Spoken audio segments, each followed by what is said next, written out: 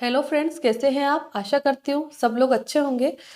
आज के इस वीडियो में हम जानने वाले हैं, मुझसे कई लोगों का सवाल होता है कि मैम हम जल्दी प्रेग्नेंट होने के लिए कौन सी पोजीशन अपनाएं, हमें महीने में कितनी बार साथ में रहना चाहिए और साथ ही में हमारा जो भी मटेरियल रहता है वो बाहर आ जाता है सेक्स के बाद में। तो क्या हम प्रेग्नेंट हो पाएंगे कि नहीं हो पाएंगे? तो इन्हीं सब चीज़ों का सवाल का जवाब मैं आज देने वाली हूँ आपको। कि देखिए, साथ में रहने का सवाल है तो आपको संबंध कब बनाना चाहिए? अगर आप प्रेगनेंसी प्लान करने के लिए तैयार है और आप प्लान कर रहे हैं कि हमें इसी महीने में प्रेगनेंसी रुक जाए, तो इसके लिए कई चीज़ें मायने रखती है। आपको हेल्दी डाइट का चुनाव करना चाहिए शुरू से, और कम से कम 3 महीने पहले से ही आपको इस चीज़ के लिए प्रोसीजर स्टार्ट कर देना है कि हमें कंसीव करना है। एक बार ही आप, जब भी आपकी शादी हुई तो 1-2 साल के अंदर अंदर आप ऐसे ही ट्राई कर सकते हैं। अगर शादी के 1 साल तक आप ट्राई करते रहे और आपको कंसीव नहीं हो रहा, तो ऐसी कंडीशन में आपको डॉक्टर से कंसल्ट करना चाहिए और अपना पूरा चेकअप करवाना चाहिए, हस्बैंड का भी और वाइफ का भी। अगर हस्बैंड वाइफ में कोई खराबी आती है तो उसका ट्रीटमेंट दिया जाता है। अगर आपकी सारी रिपोर्ट्स नॉर्मल है तो आपको प्रेगनेंसी के लिए अपने ओवुलेशन पीरियड में, हमारे कुछ दिन ऐसे होते हैं कि ओवुलेशन होता है। ओवुलेशन हमारे बीच के दिनों में होता है। अगर आपकी पीरियड साइकिल 28 दिन की है तो आपका ओवुलेशन 14वां दिन रहेगा। अगर आपकी पीरियड साइकिल 32 दिन की है तो हमारा ओवुलेशन 16वां दिन रहेगा। अगर पीरियड साइकिल 34 दिन की है तो 18वां दिन रहेगा। तो ऐसे हम ओवुलेशन को ट्रैक करते हैं। जब भी ओवुलेशन होता है तो हमारी बॉडी में कई सारे लक्षण दिखाई देते हैं। इस पर डिटेल में मेरा एक वीडियो है, अगर आपको देखना है तो लिंक डिस्क्रिप्शन में मिल जाएगी, आप जाकर के देख सकते हैं।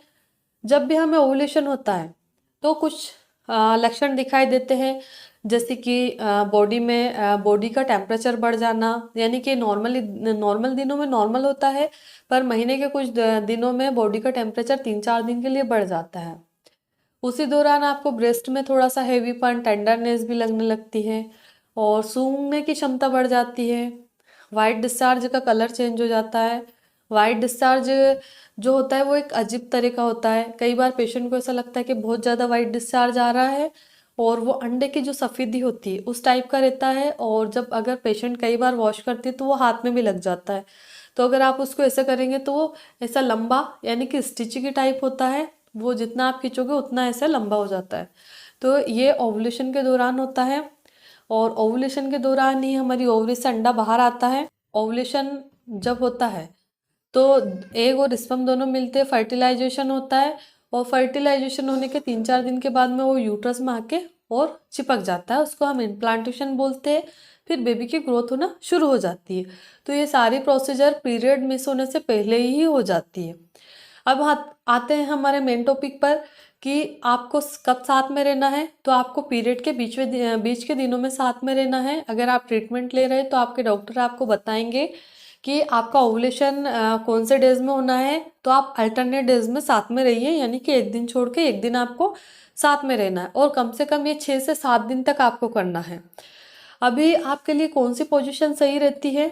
तो आप आप और आपके हस्बैंड जिस पोजीशन में बिल्कुल कंफर्ट है, आपको कोई तकलीफ नहीं हो रही है, तो आप उस पोजीशन का चुनाव करें, चाहे वो कोई सी भी पोजीशन हो।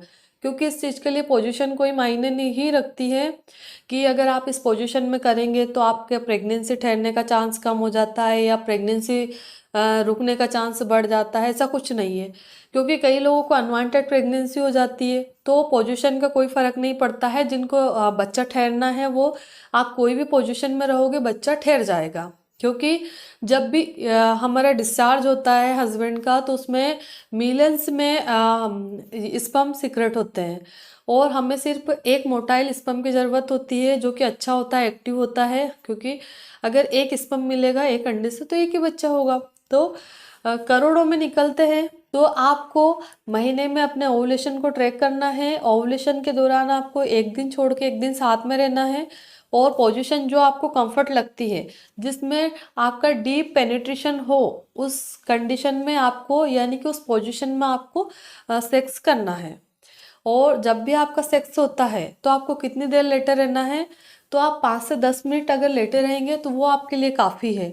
कई महिलाएं ऐसा करती है कि रिलेशन हो जाता है, रिलेशन बनने के बाद में पूरी प्रोसीजर कंप्लीट हो जाती है, यानी कि डिस्चार्ज हो जाता है हस्बैंड का, हस्बैंड उठ के चला जाता है। तो उसके बाद में महिलाएं ऐसे लेग अप पोजिशन में रहती है, यानी कि पैरों को ऊंचा करके बहुत देर तक लेटी रहती है, तकिया लगा के लेटी रहती है, यानी कि स्पर्म को वो सोचती है कि मैं अंदर ढकेलने का काम कर रही हूँ और ऊपर चढ़ाने का काम कर रही हूँ।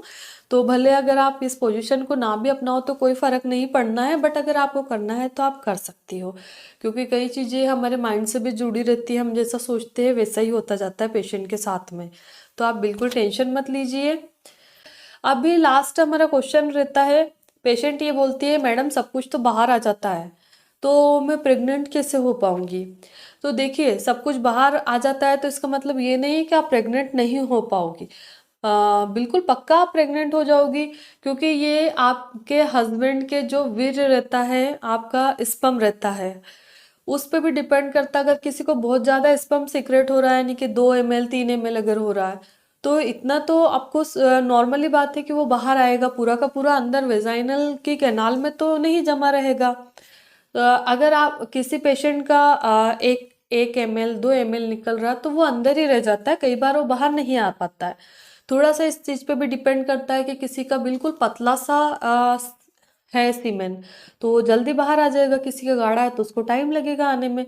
तो इसीलिए पेशेंट को ऐसा लगता है कि मेरा सब कुछ मटेरियल तो बाहर आ गया, अब मैं मेरे स्पर्म अंदर कैसे जाएंगे। तो हमारा जो एक बार का डिस्चार्ज होता है हस्बैंड का, उसमें करोड़ों में, लाखों करोड़ों में स्पर्म जाते हैं, और सिर्फ हमें प्रेग्नेंट होने के लिए एक स्पर्म की जरूरत होती है।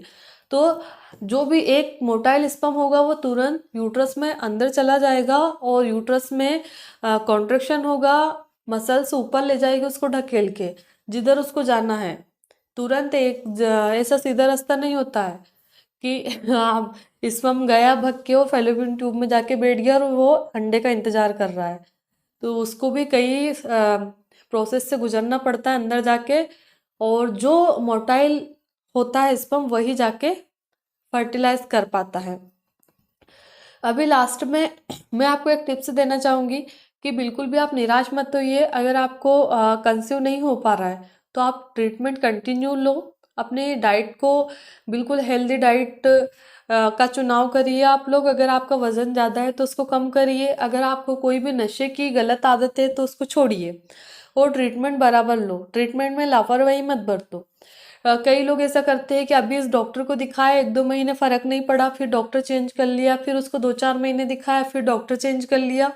तो ऐसे में कुछ नहीं होना है, सिर्फ आपके पैसे की बर्बादी होना है।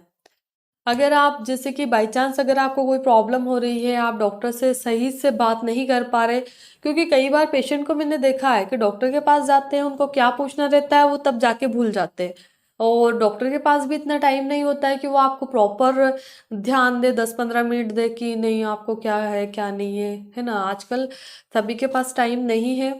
तो अगर ऐसी कंडीशन आपके साथ भी हो रही है कि आप पूछना चाहते हैं, डॉक्टर के सामने बोल नहीं पा रहे, तो आप हमारी भी ऑनलाइन अपॉइंटमेंट बुक करके आप हमसे भी बात कर सकते हैं, जो भी प्रॉब्लम है वो आप हमसे शेयर कर सकते हैं। क्योंकि पेशेंट के डाउट क्लियर करना सबसे बड़ी बात होती है। अगर पेशेंट के मन में कुछ और चल रहा है, हम कुछ और कर रहे, तो वो कई बार चीज़ों का मिलाव नहीं हो पाता है, तो उस कारण भी थोड़ा लेट हो जाती है सब चीज़ें। तो अगर आप डॉक्टर के पास जा रहे हैं, आप भूल जाते हैं, तो एक लिस्ट बना के ले जाइए, डॉक्टर से पूछ लीजिए सारी चीज़ें कि मुझे इन चीज़ों का आंसर चाहिए, तो डॉक्टर आपको प्रॉपर आंसर देगा और गाइड भी करेगा। ये वीडियो देखते समय आपके मन में कोई भी सवाल हो तो कमेंट्स करके आप हमसे पूछ सकते हैं। धन्यवाद।